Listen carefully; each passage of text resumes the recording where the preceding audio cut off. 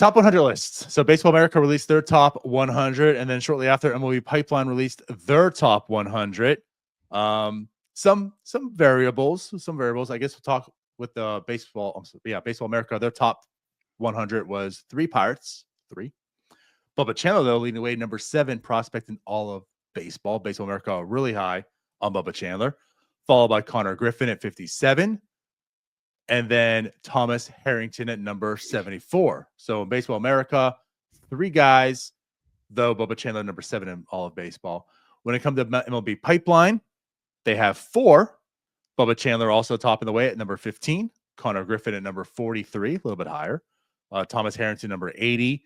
And then MLB Pipeline still showing Tamar Johnson some love at number 83, where Baseball America has not been showing him some love recently. And, of course, no off the list entirely. So, Bubba Chandler, I want to talk about him because, and Jim, to give you success, you've been the highest on him for the longest.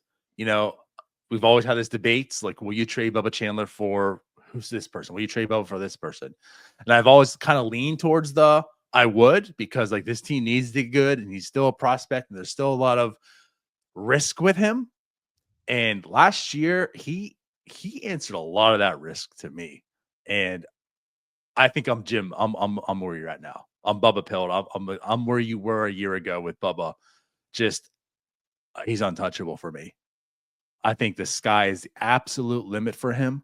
What he is putting together with what he already possesses, I love Bubba Chandler. And again, you're already talking about this really good rotation because Paul Skeens, who we know Paul Skeens is going to be a stud. Right, Mitch Keller, I can get every side of the argument to him. Outside of he's not a good pitcher. He's a good pitcher. What he is, I think, still remains. Maybe he just was what he is. He has all the talent and tools to be this front line, but kind of settles in the middle of the rotation, which is fine because there's also Jared Jones who possesses a lot of talent. And if he can get that third pitch, he can easily be a number 2 guy on any rotation.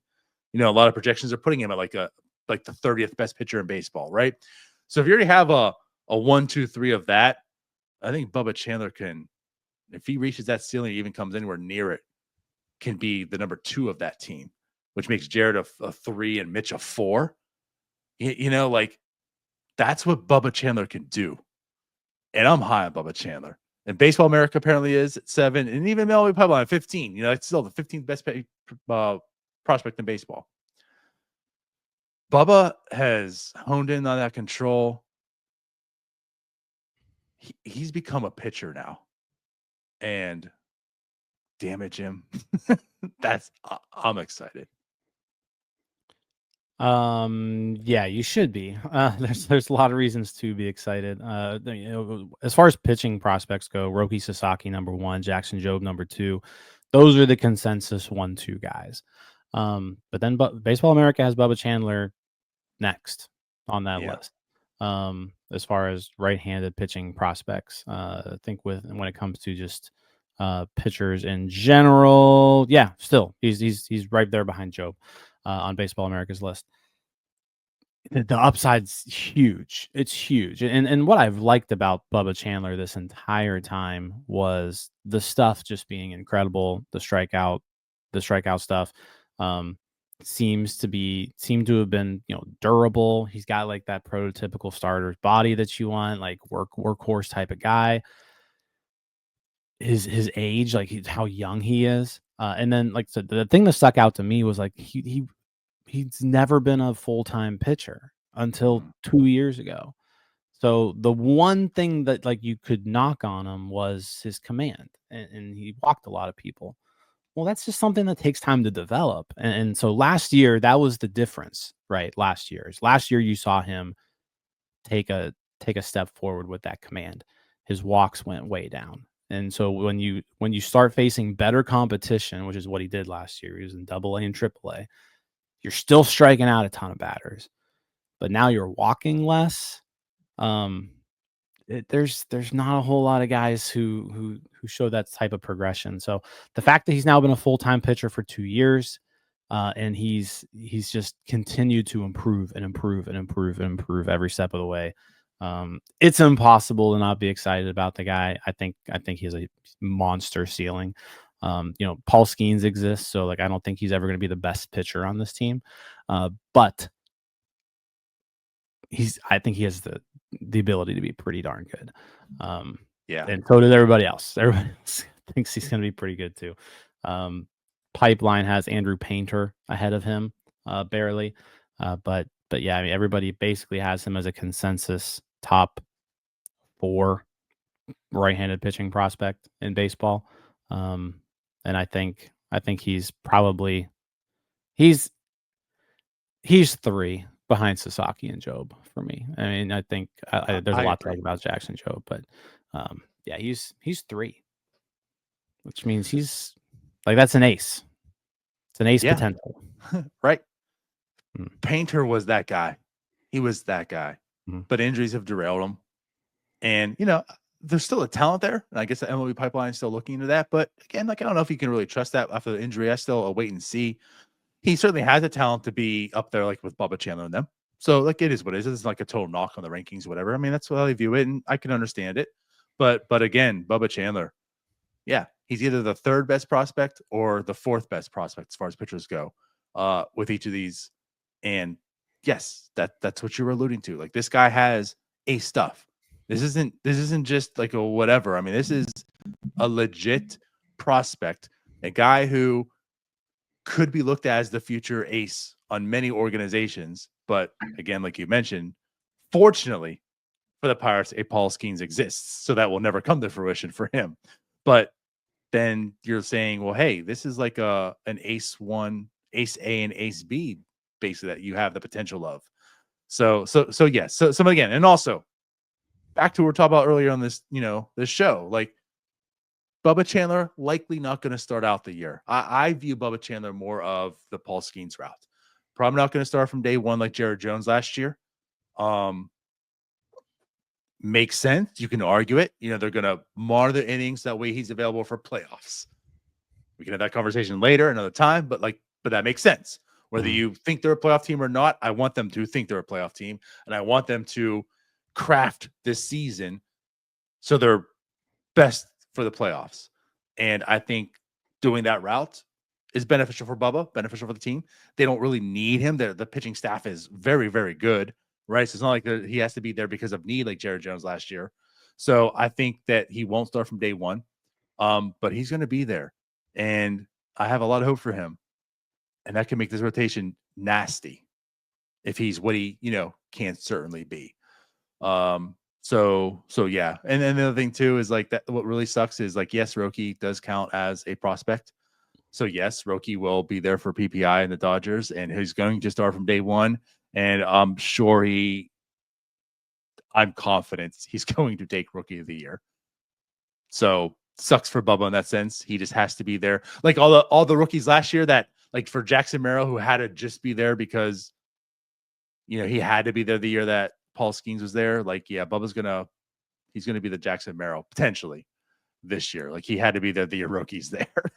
Yeah, I mean, so National League, you're gonna have Roki Sasaki and you're gonna have Dylan Cruz that are likely going to be there the entire year. So they're gonna have a little bit of a leg up on them, but I mean, you never know. Stuff. I mean, anything can happen. Yamamoto was supposed to be in that boat last year, and he got hurt and was never in the conversation. So stuff happens. Paul Skeens last year pitched 160 innings. I think that's probably like the limit that you can put on Bubba Chandler this year. So it comes down to, yeah, if you want him pitching at the end of the year and through October potentially, which this doesn't look like a team that's going to be playing in October, but if you want to be playing in October, you want to have Bubba Chandler there. I agree with you. I think it's best suited that his innings are maybe not monitored. They're monitored a bit the first month and a half or so in AAA, where they don't really matter. And then once he kind of does what Skeens, like, he doesn't have to do what Skeens did. What Skeens was doing in AAA was ridiculous. But like, once he's proven to you, like, hey, I'm ready. I'm ready. You guys could use me now. Let's get this thing going. Then you start taking the handcuffs off. You start him off, 5 innings, 6 innings, and by a month in the majors, he's free to go. That's where I see this going. I don't know if they call him up as quick as they called up Skeens. I think Skeens just like forced the Pirates' hands. Like it looked like a Danny Almonte Little League World Series situation when Skeens was in AAA. It was like, who's this 18-year-old kid striking out these 11-year-olds? They would let's have some mercy on these AAA hitters and make it so that they don't have to face this guy anymore. It's never going to get to that point with Chandler. He's just going to, but if he looks really good and he shows that he's ready, then, let him show you when he's ready. I do think, though, there is a scenario where he can start with the major league team, and that's like if there's some sort of injury during spring training. And there always is. Like that's their thing too. Like you can almost count on one of these starting pitchers getting hurt in spring training. Not jinxing anything. It's just what happens. Someone's gonna have a sore back. Someone's gonna pull a muscle somewhere. Hopefully it's nothing serious, but like a lot of times you come out of spring training with a rotation that doesn't look like the one that you came into spring training with. So I think there's a possibility he starts with the team, depending on just how spring shakes out.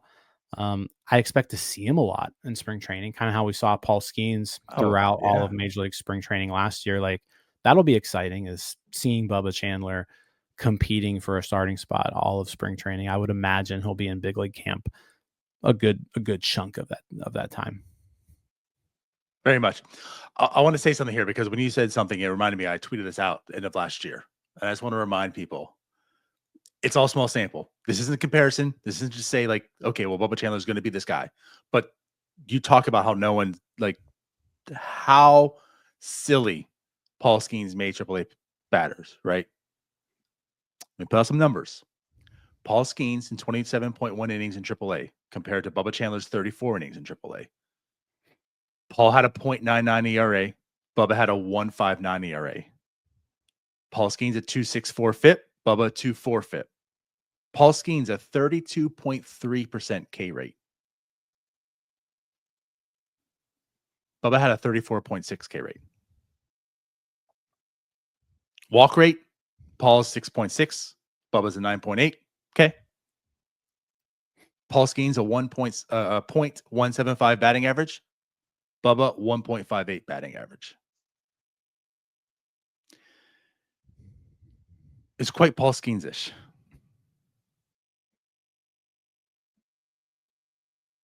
Yeah. And again, this isn't to say Bubba, like I said in the tweet, this isn't to say Bubba Chandler is Paul Skeens. But for how, like we talk about how Paul made everyone look stupid. Bubba was kind of making people look stupid still.